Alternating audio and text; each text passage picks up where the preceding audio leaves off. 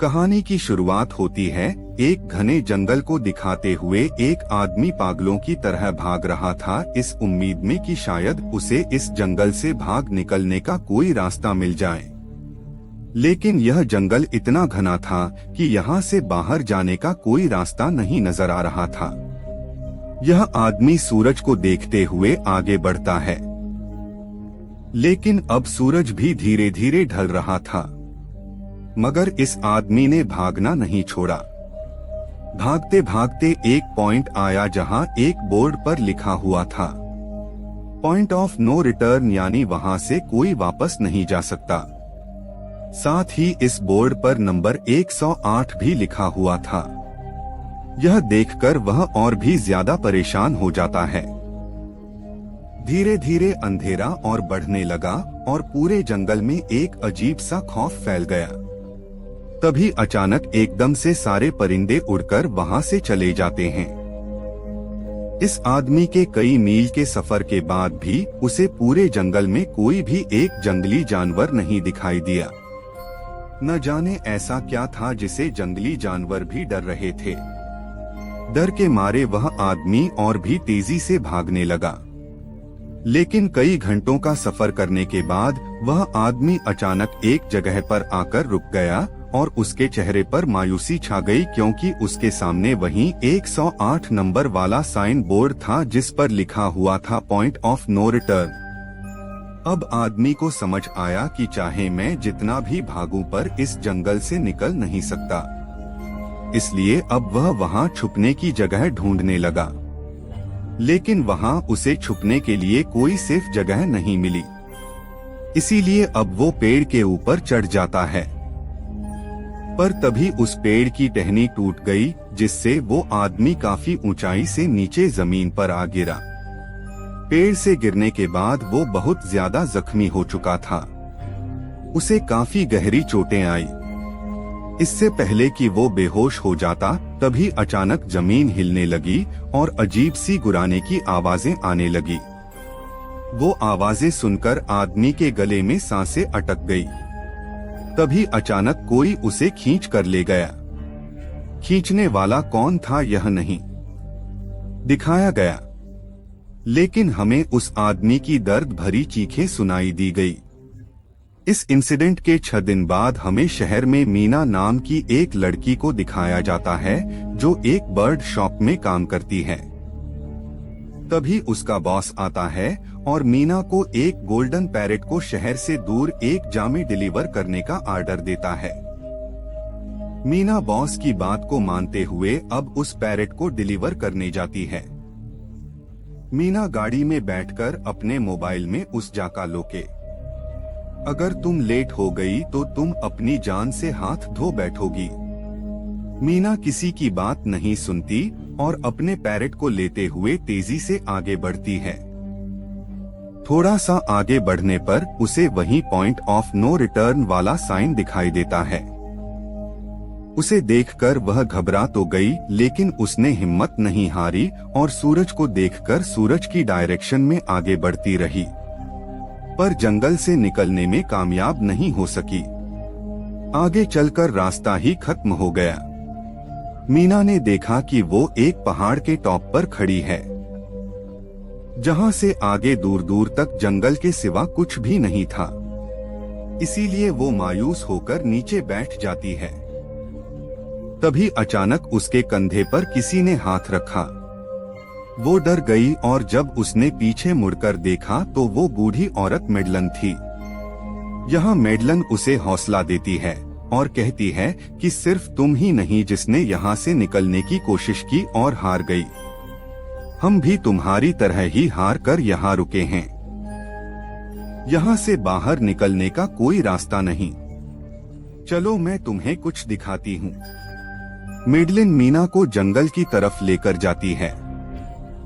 Madeline Meena से कहती है, यह जंगल एक शिकारी है और हम सब उसका शिकार। अगर जिंदा रहना चाहती हो तो हमारे साथ ही रहो। मेडलिन उसे पॉइंट ऑफ नो रिटर्न वाले काफी सारे साइन बोर्ड दिखाती है, जो कि जंगल के चारों तरफ गोल घेरे में लगे थे और उनके बीच में था उनका कमरा। मेडलिन बताती है कि यह हमारे घर से आधे दिन के फासले पर लगे हैं। अगर इसे आगे गई तो वापस लौटना मुश्किल हो जाएगा, इसलिए कभी भी यह तुम्हें नजर आए तो तुम इन्हें इग्नोर मत करना। मीना पूछती है, यह सब किसने बनाया? तो वह जवाब देती है, यह एक प्रोफेसर ने बनाया है, लेकिन अब तक उसे किसी ने देखा नहीं है। अब रात हो जाती है। यह लोग वापस उस घर के अंदर आ जाते हैं। हर रात वॉचर्स उन्हें देखने के लिए आते थे। आज की यारा नामी लड़की उनके सामने डांस करती है और कहती है यह सब उन्हें पसंद है। ऐसा नहीं था कि इन चारों को हर रात वॉचर्स के सामने खड़ा ही रहना पड़ता था। यह लोग जो चाहते वह कर सकते थे, बस यह लोग उनकी तरफ अपनी कमर नहीं कर सकते थे। ऐसा करने पर वो लोग बहुत ज्यादा गुस्सा हो जाते थे। रात में तो उन्हें सिर्फ वॉचर्स का मसला था, लेकिन दिन में भी उन्हें बहुत मुश्किलों का सामना करना पड़ता था। यह लोग जंगल से हर रोज अपना पेट भरने के लिए कुछ ना कुछ शिकार करके लाते थे, जिससे उनका गुजारा हो जाता। अगले दिन कियारा और मीना दोनों जंगल में शिकार करने जाती हैं। मीना कियारा से पूछती है कि आखिर यह वॉचर्स चाहते क्या है। कियारा बताती है, मुझे भी कुछ खास नहीं पता, लेकिन मैडलाइन कहती है कि यह वॉचर्स हमें देखते हैं, हमें ऑब्जर्व करते हैं। लेकिन अगर हमने वॉचर्स को देखा तो हम पागल हो जाएंगे, क्योंकि वॉचर्स बहुत ही खूंखार दिखते हैं। किरा अब उसे एक गड्ढा दिखाती है और कहती है, ऐसे बहुत से गड्ढे इस जंगल में मौजूद हैं। दिन के वक्त सारे के सारे वॉचर्स उन गड्ढों में रहते हैं और रात में वो यहाँ से बाहर निकल आते। दिन के वक्त यह लोग इसलिए बाहर नहीं आ सकते क्योंकि सूरज की रोशनी उनकी स्किन जलाती है। किरा मीना को बताती है कि वह 5 महीने पहले अपने पति के साथ इस जंगल में आई थी और तब से वह दोनों यहाँ फंसे हुए, पर आज से 6 दिन पहले मेरा पति जंगल में रास्ता ढूंढने निकला है। मुझे उम्मीद है कि वह जरूर वापस आएगा और हम सबको यहाँ से सेफली ले जाएगा। यहाँ हमें मालूम होता है कि असल में कियारा का हस्बैंड वही आदमी था जिसे हमने मूवी के स्टार्ट में देखा था, जिसे कोई यहाँ से खींच कर ले गया और अब वह मारा जा चुका है। इस तरह से बातें करते हुए यह दोनों कमरे के पास वापस लौट आए। यहाँ मैडलिन ने मीना को 3 रूल्स समझाती है जिंदा रहने के लिए। सबसे पहला यह कि वो रात के वक्त घर का दरवाजा नहीं खोलेगी। दूसरा, रात में वो आईने की तरफ अपनी कमर नहीं करेगी। और तीसरा यह कि दिन के वक्त वो उन गड्ढों के पास नहीं जाएगी और जितना हो सके रोशनी में रहेगी। जब तक तुम इन रूल्स को फॉलो करोगी तब तक तुम जिंदा रहोगी। लेकिन मीना को मेडलाइन की बातों पर बिल्कुल भी भरोसा नहीं होता। अब उस रात मीना इन वॉचर्स के बारे में जानना चाहती थी, इसीलिए वह शीशे के साथ कान लगाकर आवाजें सुनने की कोशिश करती है। जब उसे कुछ सुनाई नहीं देता तो मीना को मैडलाइन की बताई गई वॉचर्स की बातें फेक लगने लगती हैं।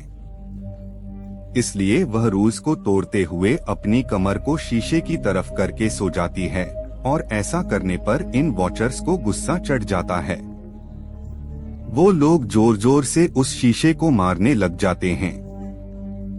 शोर से मेडलाइन भी उड़ जाती है और वह जल्दी से मीना को शीशे की तरफ खड़े रहने को कहती है। को खोलकर मीना से कहती है, अगर जिंदा रहना चाहती हो तो जल्दी से अंदर आओ। यह सुनते ही मीना बिना सोचे समझे दौड़ते हुए उस कमरे की तरफ गई। मीना के अंदर आते ही उसने गेट को लॉक कर दिया। मीना देखती है कि यह कोई अजीब सा कमरा है जिसमें एक बहुत बड़ा सा मिरर लगा हुआ था। उस बूढ़ी औरत के साथ यहाँ 2 और लोग भी थे। मीना घबराकर उन लोगों से पूछती है, यह कौन सी जगह है? इस पर उस बूढ़ी औरत ने जवाब दिया कि इस जगह को हम दी कोप कहते हैं। मेरा नाम है मेडलन।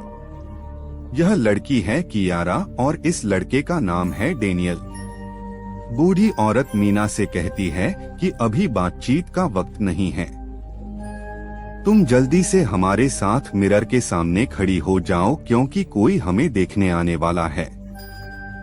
मीना पूछती है आखिर हमें कौन देखने आ रहा है, तो वह बूढ़ी औरत उससे कोई जवाब नहीं देती। एकदम बाहर से अजीब सी आवाजें आने लगी। मीना डर के मारे पूछती है कि यह आवाज किस चीज की है, तो कियारा मीना को बताती है कि इन्हें हम वॉचर्स कहते हैं। वे शीशे के दूसरी ओर से हमें देख रहे हैं, पर हम उन्हें नहीं देख सकते। वे हर रात सूरज ढलने के बाद यहाँ आते हैं और हमें देखते रहते हैं। जब तक सुबह का सूरज नहीं निकल आता तभी शीशे के दूसरी तरफ से शोर आने लगा। मीना पूछती है यह शोर कैसा है। उस बूढ़ी औरत ने बताया कि वॉचर्स तुम्हारे आने से खुश हैं, तुम्हें यहाँ देखकर तालियां बजा रहे हैं। मीना बुरी तरह से कंफ्यूज थी। वह जल्द से जल्द यहाँ से निकलना चाहती थी। मैडलिन जिन्हें वॉचर्स कह रही थी ना, तो अब तक मीना ने उन्हें देखा और ना ही किसी और ने देखा था। रात गुजर जाती है। सुबह होने पर यह लोग उस जगह से बाहर निकल आते हैं। मैडलिन बताती है कि वे वॉचर्स सिर्फ रात में ही बाहर निकलते हैं। दिन के वक्त हम लोग जंगल में आजाद घूम सकते हैं।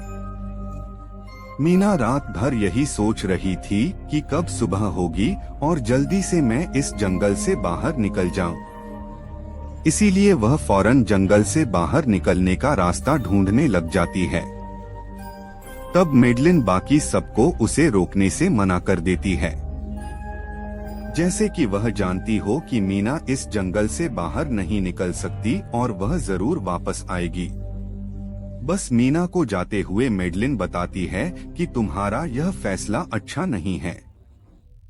इस जंगल से बाहर निकलने का कोई रास्ता नहीं है। रात होने से पहले हमें इस घर में वापस आना पड़ता है।